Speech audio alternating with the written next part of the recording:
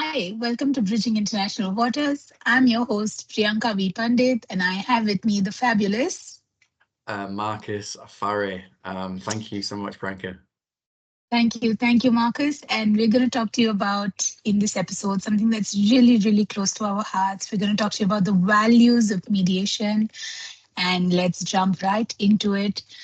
So, in the last episode, we spoke about the process of mediation and how this process sort of guides and helps you to come to your own resolution. Today, we're going to explore the core values and principles that are behind the process of mediation and how these values guide us as mediators and help us approach conflict to come to a resolution. We're also going to talk about how we use these values to ensure that there is a fair, respectable, and safe discussion that unfolds in every single mediation conversation, and how understanding these different principles can help you build trust in the process. I closed with in my previous episode on how you must trust the process. So it's really helpful to understand how to build trust in the process. And of course, we'll conclude by reflecting on how these values influence effective mediation. Well explored. Well explored. And again, as always, mediation is voluntary. And I know sometimes when people are told to go to mediation or it's been suggested that you have to go to mediation, there is that resistance. But the biggest commitment you can make to take a conflict to be understood, take the conflict forward to be resolved. It's the choosing of volunteering yourself and your time, making time to think, do you know what? Even if it doesn't go to a joint session, you've taken the time out of your day, the time to participate in that session with the mediator. And you can also see it like your time just to get whatever's on your mind and just put it on the table. You can write Yes. it down, a couple of notes prior to your session with a couple of bullet points. You don't need evidence and evidence and evidence from every single email or every single piece of paper. Sure. None of it's going to carry any weight. It's just how we can take it forward and what's really been going on, because it's just basically how we're going to reach an agreement. And what does it look like going forward for you? Can you volunteer yourself to come forward and just try and resolve that? Yeah, brilliant. No, again, that's also okay. Yes. But we always encourage to at least go to your one-to-one, because if you don't try, then you won't succeed. I mean, if you don't try, then you won't find out what could the future look like. And Very it's just, true. again, protects your personal autonomy, your decision making, and again, it leads to stronger outcomes, especially when you find out the other side has willingly volunteered their self to go to mediation as well. Absolutely, and it's so important to understand and respect this value of volunteering for something. It takes a lot of courage because there are so many other things that you're sort of facing there, and of course, when you're doing something so critical and you're showing so much courage, one of the most basic needs that all of us would want is that we want this assurance that it's all going to stay safe, it's all going to stay confidential. And that is the other very it's one of the most core values of mediation, that it is a confidential process. So all conversations in a mediation remain private. And very often when we talk about mediation, one of the most primary concerns that parties in a conflict face is what if I share something or disclose something that's going to be used against me, or will sort of cause any kind of harm. So it's very important to understand that everything that's discussed in mediation remains private, and this allows the participants to open up and speak freely without any fear, without any coercion, because it's voluntary. You've made up your own resolve to sort of come and share and disclose, and we respect that, and we'll ensure that it remains confidential.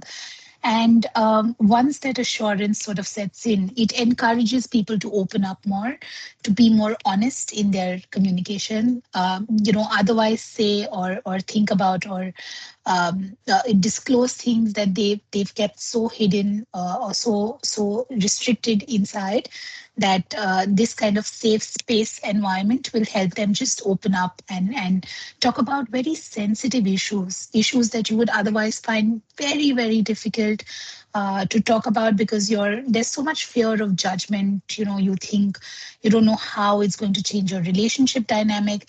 You don't know if someone's going to judge you for it, if someone's going to hold it against you. But in a confidential disclosure, none of these fears exist. And you can talk about sensitive issues very, very rationally, talk about issues which are very close and deeply emotionally disturbing for you as well. And that disclosure, believe me, I cannot express in enough words what kind of weight it sort of helps to lift when you identify that this is a safe space where you can really just talk about something, where someone who's listening to you is only there to understand, not to judge you, not to advise you, not even to guide you. We are only there to listen to what you have to say and help you find your own resolution. And that kind of trust, when you have in confidentiality, it grows, and it builds trust and respect between the parties and the mediators, and also between the parties in the process. So confidentiality is really, really key to the entire process. Yeah, absolutely. Well explored, well explained. And again, in the entire process, neutrality is so key. So So true. So true. yeah, I've just got Absolutely. about 3 scenarios that just popped in my head, that obviously I can't disclose. um, True. so it's like if neutrality is so important, we do not take anyone's side in the process. Absolutely, we remain impartial Yes. and biased. Yes. We don't support one side over another and say, let's just say, yeah, that sounds like a really good point. That sounds like a really good point. I mean, you're taking that person's side straight away. And it's like, Mhm. hang on a True. minute. Never must the media take any other side whatsoever. And it keeps it neutral. It's like, so you're asking open-ended questions and then just slowly, gently passing the question to and fro until parties do feel that attention, gives each other's perspectives values, True. because it strengthens the confidence with the parties, isn't it? It's like, well, they know they're going to be kept safe throughout the process, and it gives the other party a resounding safety as well. Like, well, I can say what's been on my mind, they can say what's been on my mind, and the media is just going to keep it balanced. And that's what neutrality is. It's not taking other side, and we just guide that conversation forward. So you've said client one said this, and would you like to expand with anything on that? And would you like to do? And then you facilitate, and it just gives them Absolutely. balanced attention. Yeah, Absolutely. strengthening that confidence in that process.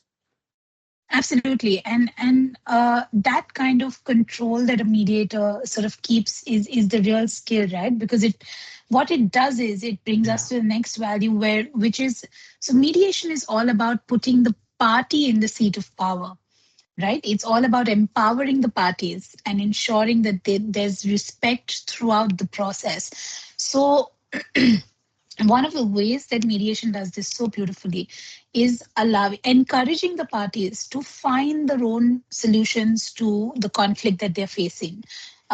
It helps this one when you tell a party that you can find a solution to your own problem. it really changes their perspective and they regain a sense of control on the conflict. Because otherwise, everything's just unfolding, right? It just feels like chaos when you're in conflict. But here you've got a process that's actually helping you understand and recognize that you have an opportunity to take control and find a solution to all the problems that have just been laid out in front of you without having to look up to someone or worry about whether or not it's possible or look at what the court of law has to say or what the precedents have to say. And when you keep respect in communication, what it also helps us do is de-escalate situations. So when you respect, and you may not always agree with what is being said by another person, but that's all right. That should not allow any level of disrespect to creep in. You don't have to always agree or even like what is being said. And maybe some things are being said which you immediately feel are harmful to you or to your interests.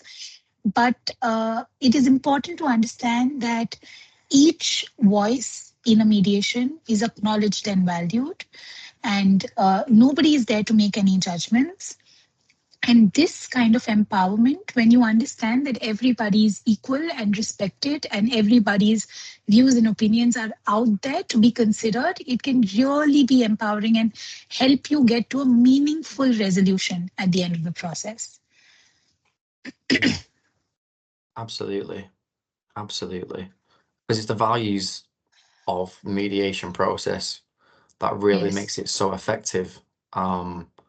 And especially when they're shared and both parties understand the values of why they both come in the first place, then it literally takes on to the next point, which when the emotions gets high, they understand why that perspective of why it's made them Yes. feel like that. Um, Yes. definitely And it's all it's just about, really that this kind of clarity just helps you to build trust once again between the parties, right? Many parties who are in conflict have lost trust or mistrust or find themselves in a situation where they cannot ever think about having any respectful or trusted communication again. But the process really, once you look at the values through which mediation as a process has been built, it can really help inculcate that in even the worst conflict situations, and it gives you such a strong ethical playground to reflect on your own resolutions. It's absolutely critical. Which brings yeah. us to today's reflection, Marcus. This one's yours. Which values matter the most when resolving a disagreement? I think the value of open communication and a safe space, it's the value of trusting the other party Mm, is not going to interrupt them. And it's creating that from the outgo that you will keep a safe space and you will keep, if that party interrupts, you will just say, can we just finish that conversation? And it's a mm, huge value. Um, I mean, obviously, impartiality is so key. It's again one of the strongest values. mm, But if we had to open into dialogue situations, then yes. yeah, there's a few actually. I mean, I will always anchor voluntary or voluntary, because if you volunteered your time, ignore that. Voluntary. If you've volunteered your time to go for something forward, there's power in the voluntary. Definitely. Um, I think my takeaway from that, Marcus, is that these values are so interlinked and they're so codependent that we're finding it so hard to just pick one.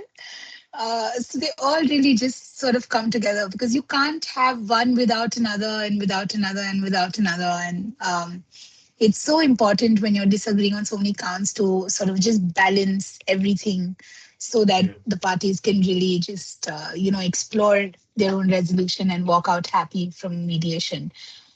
So yeah, yeah, definitely. great reflection. So And what the bridge values guide moment. decisions when emotions are loud? We can share this if you wish. What values Yes. guide decisions when emotions are loud?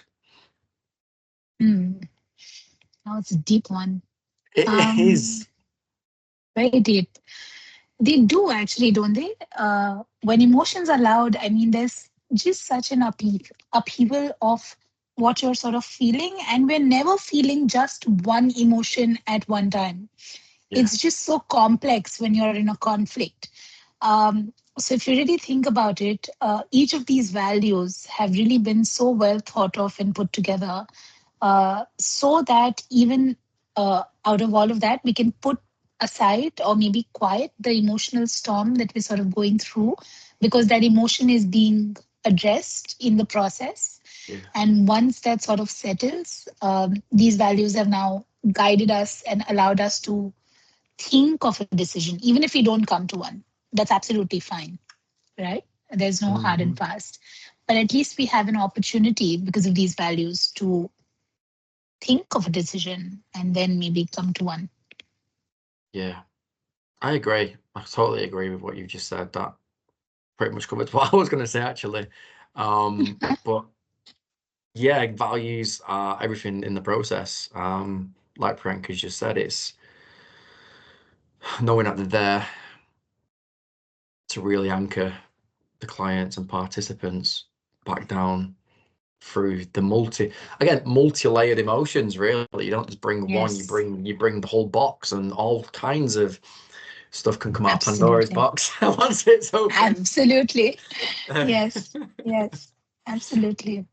Awesome. So On that true. note, yeah, we can draw to a Great. That close. was a great bridge moment. Yes, thank you so much, Marcus, You're very for welcome. Thank joining you. us today. Thank you, and we'll see you for the next one. Yeah, take care.